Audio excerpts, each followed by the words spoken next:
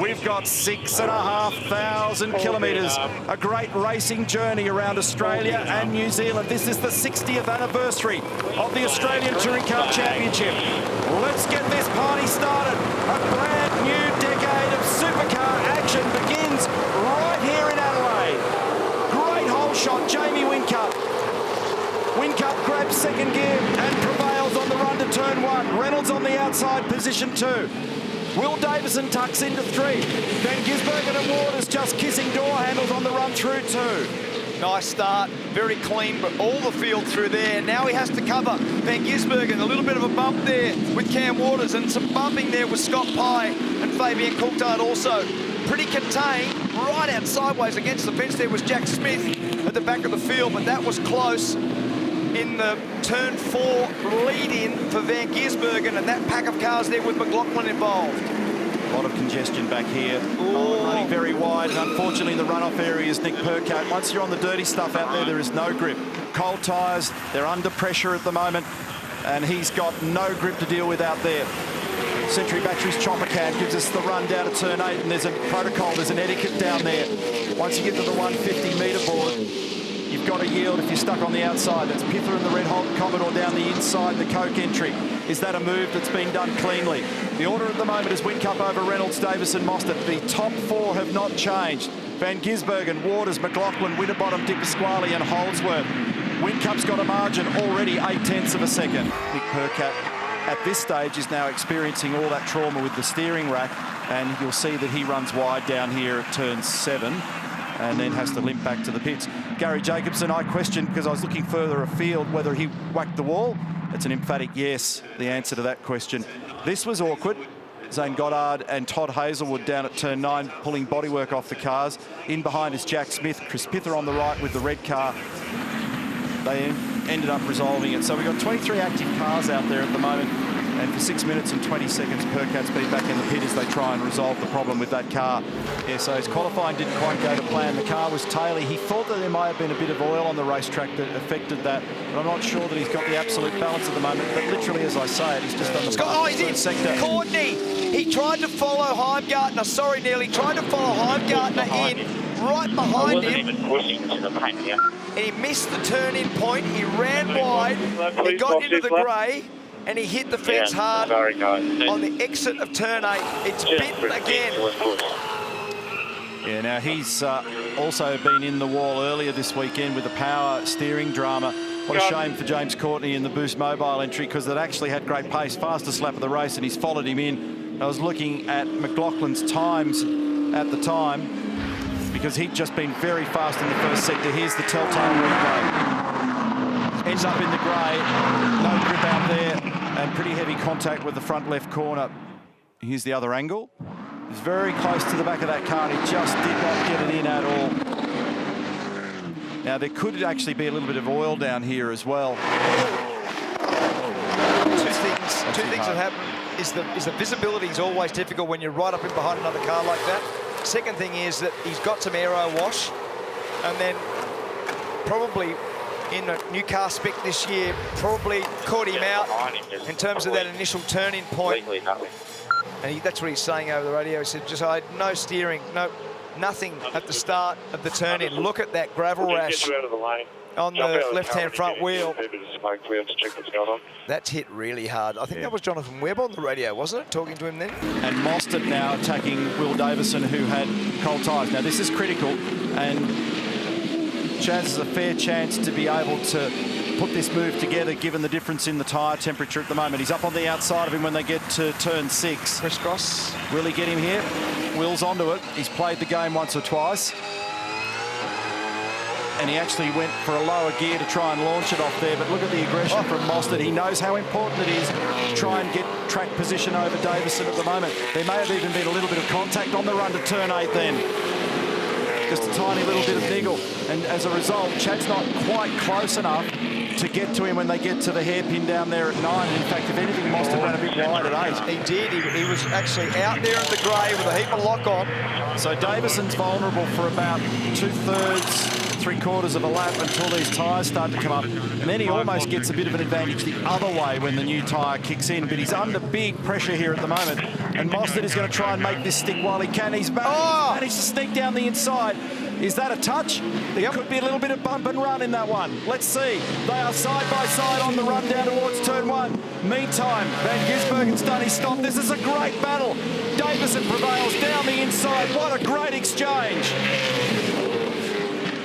Look out for Mostert here to dive to the right. He's having a little look. That's the dirty sides on the wheel lock there for Davison. He makes a little blue. He runs a little bit wide at 4. He has to cover at 5. Here's the crisscross.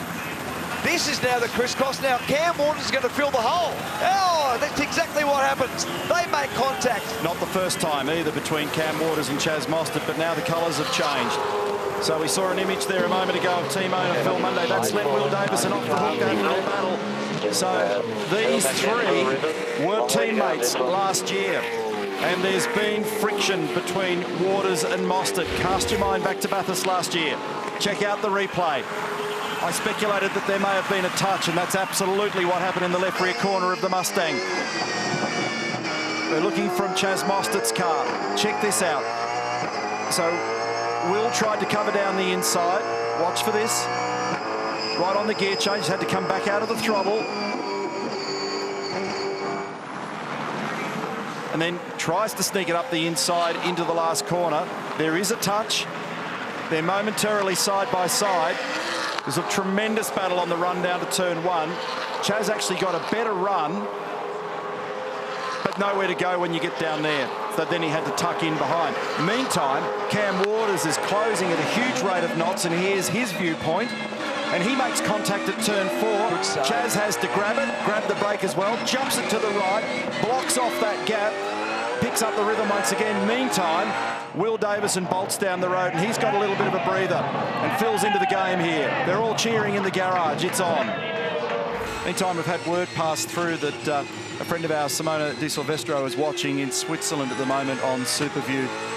So, hi Simona, I hope things are well. We miss you over here. I know she's running in Porsche's Formula E program this year, and she's got a bit of other activity and trouble here for Jack Smith. He's run completely wide on the pit lane approach, and in fact then crossed back onto the racetrack, which you'll probably get a wrap for the SCT Logistics car. This is a Brad Jones racing car. We've got fans watching all around the world. Hope you're enjoying the first instalment of Supercars. Win Cup is in. Second and final stop.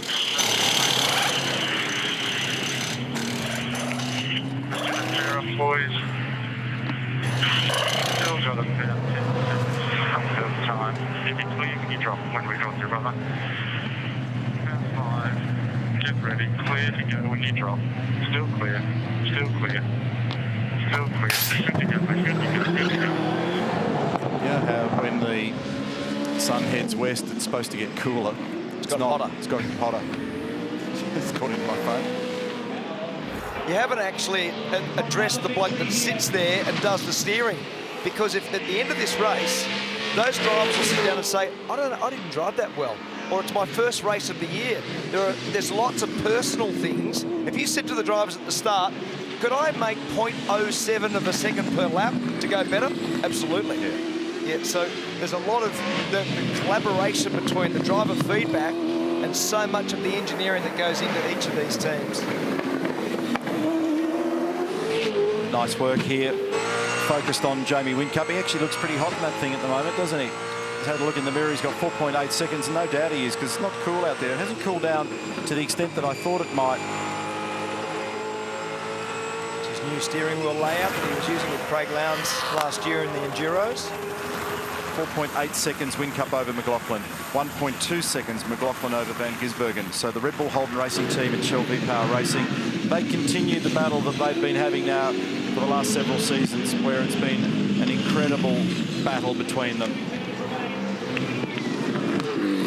Last corner.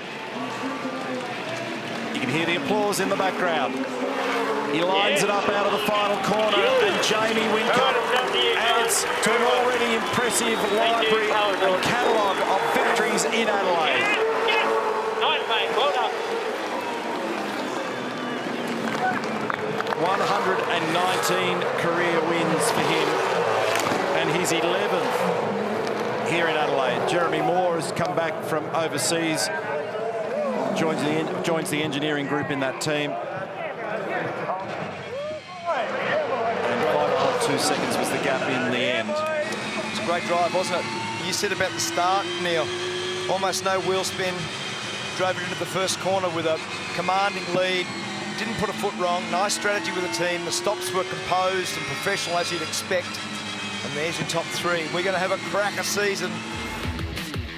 Check out the unofficial results for you. Race 1, Superloop Adelaide 500. And Jamie Whincup over Scott McLaughlin from Shane Van Gisbergen, David Reynolds, Will Davison, Cam Waters, Chaz Mostert, Mark Winterbottom, Rick Kelly and Fabian Coulthard. That's your 10. 32 seconds was the spread at the end of it. Mark talked about the crazy margins that you need to make over the laps. Factor in what you need to make corner by corner and you begin to understand the finite nature of the battle. Heimgartner at the head of the next queue, Holdsworth, Hazelwood, Di Pasquale, Pye, LeBrock, Jones, Goddard, Piffer, Smith. Then it was Fullwood and Percat with troubles with that car and a couple of cars that didn't make it, unfortunately. James Courtney with damage after making contact with the outside of the turn 8 wall, and Gary Jacobson some damage early with that car as well, also made the wall.